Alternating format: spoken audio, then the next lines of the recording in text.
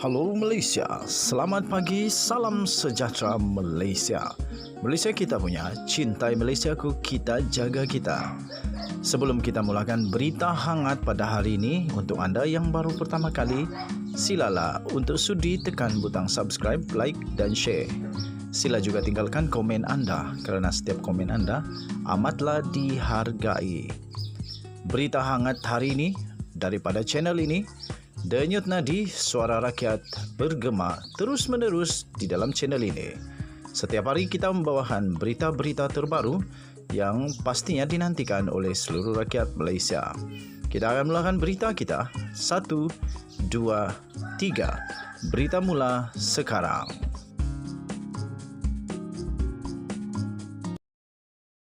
Salam sejahtera Malaysia, selamat pagi tuan-tuan dan puan-puan yang dihormati sekalian.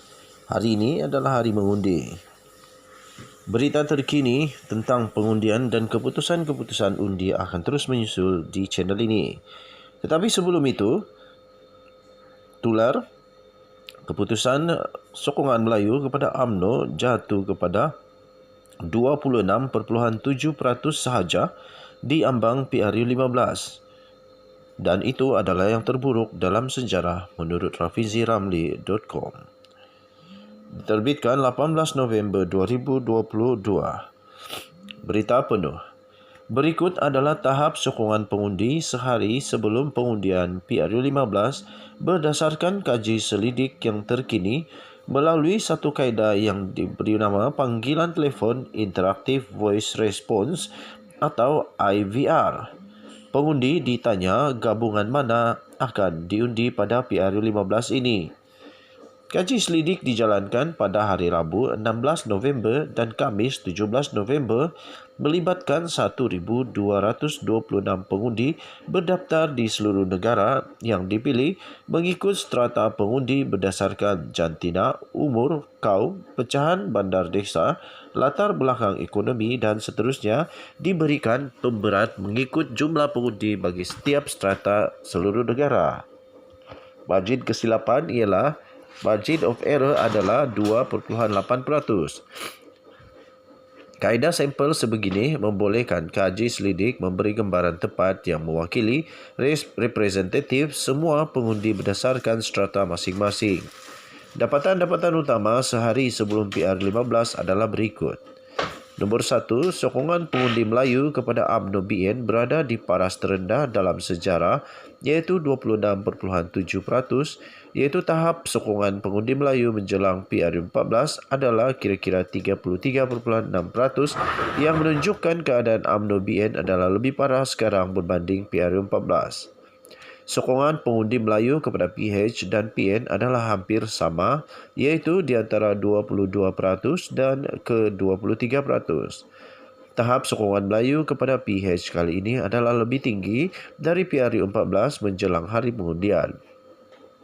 Jumlah pengundi Melayu yang belum membuat keputusan meningkat dari minggu lepas kepada 24%, iaitu pertambahan 4% dalam masa seminggu. Ini menunjukkan lebih ramai pengundi Melayu menukar keputusan dari mengundi UMNO BN minggu lepas kepada belum buat keputusan yang membayangkan peralihan undi Melayu kepada Pakatan Harapan. Sokongan pengundi China dan India kepada PH telah kembali ke paras PR14. Sokongan keseluruhan pengundi kepada PH mengatasi sokongan kepada UMNO BN dan PN di semua peringkat umur pengundi. Peningkatan paling ketara ialah di kalangan pengundi iaitu lebih daripada 55 tahun. PH mendahului kepada paras 36% berbanding BN hanya 31% dan PN 11%.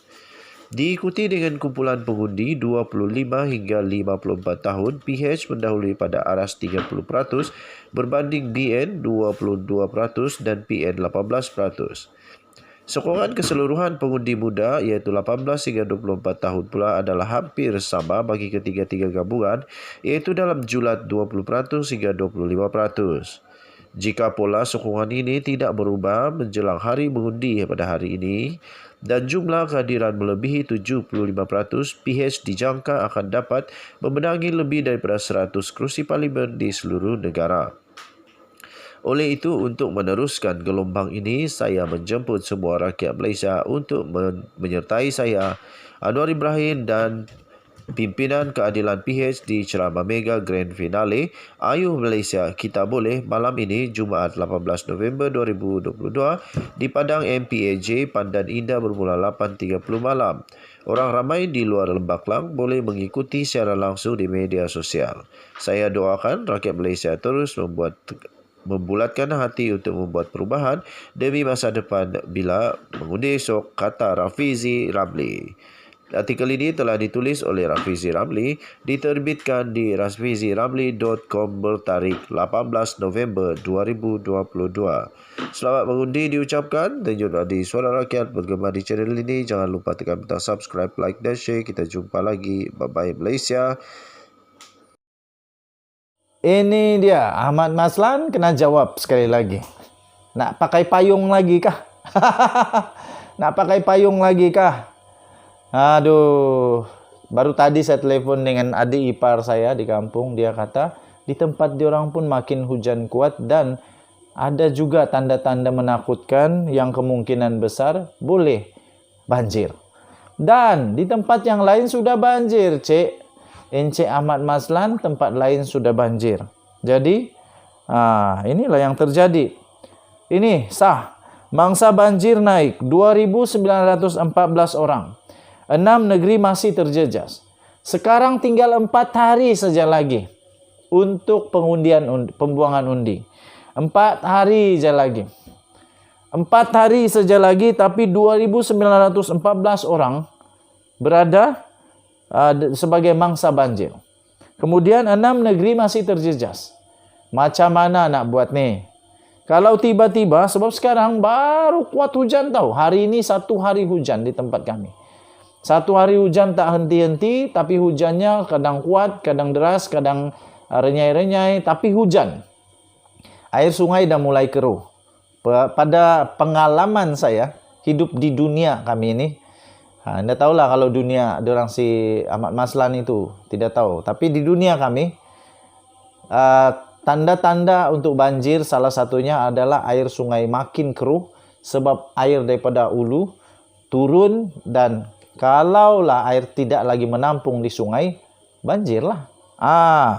Sebanyak 6 negeri yaitu Pulau Pinang, Perak, Selangor, Melaka, Johor, Kelantan, banyaknya masih terjejas akibat bencana banjir sehingga 12 tengah hari tadi, yang membabitkan 14 daerah.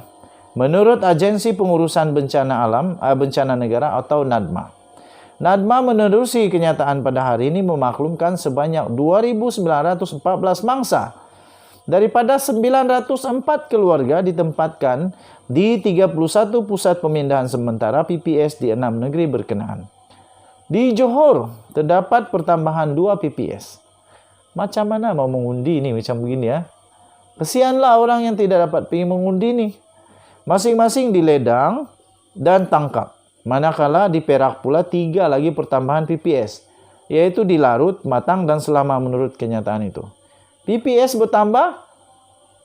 Macam mana? Aduh, bukan berkurang banjir nih. Kalau PPS sudah bertambah, makin membesarlah banjirnya agaknya lah. Saya pun tidak tahu sebab saya bukan di sana. Sementara itu, agensi berkenaan memaklumkan Jabatan Pengairan dan Saliran telah mengeluarkan notis yang menunjukkan 4 sungai kini dalam bacaan air berada di paras bahaya. Terdiri daripada di Longjengan, di Miri Sarawak, Rantau Panjang, Pasir Mas di Kelantan, Sungai Melaka di Batu Kampar Melaka, dan Parit Keliling di Kampung Pasir di Johor Bahru. Nah, kalau baru mau naik paras bahaya, maksudnya baru mau naik banjir tuh. Bahaya nih, agak-agak harap-harap lah. Kita harap-harap dia tidak akan terus naik ke paras yang super bahaya. Tapi dia akan mulai surut. Harap-harap begitulah. Kalau tidak, nah kita mengundi sampai beranang lah ini. 6 sungai pula dilaporkan berada di tahap amaran, yaitu Sungai Triang Bera, Pahang, Long Teru dan Marudi di Miri Sarawak, Sungai Langat Bukit Cangang, Kuala Langat, Sungai Anak Bukit di Jambatan TAR Kedah, dan Cheng di Melaka. Nedma berkata, penduduk terutamanya di kawasan yang dijangka banjir diminta untuk berwaspada dan peka dengan arahan pihak berkuasa. Okey, terima kasih kepada Nadma. Jadi kalau sudah dijangka banjir itu, macam mana lah diorang mau mengundi? Saya mau tanya saja, macam mana mau pergi mengundi ya? Orang awam diminta merujuk maklumat terkini daripada sumber yang sahih melalui laman web publicinfobanjir.water.gov.my atau Facebooknya Public Info Banjir dan Twitter @jpsinfobanjir untuk maklumat lebih tepat. Denyut nadi suara rakyat bergema di channel ini. Harap-harap tidak banjir lah. Kalau banjir, macam mana mau pergi berenang ini? Terus terang, tempat pembuangan undi kami itu, kalau banjir, bukan setakat 6 kaki. Mungkin dapat sampai 9, 8, 9 kaki dalam dia. Dalam betul, macam laut. Bukan pergi mengundi. Mau pergi menyelamat orang nantilah waktu itu. Jadi, hati-hati semasa banjir. Jangan main-main dengan banjir, bahaya tahu. Banyak buaya dan boleh lemas. Betul, tempat kami banyak buaya. Denyut nadi suara rakyat. Bergema di channel ini, kita jumpa lagi. Selamat malam Malaysia. Bye-bye.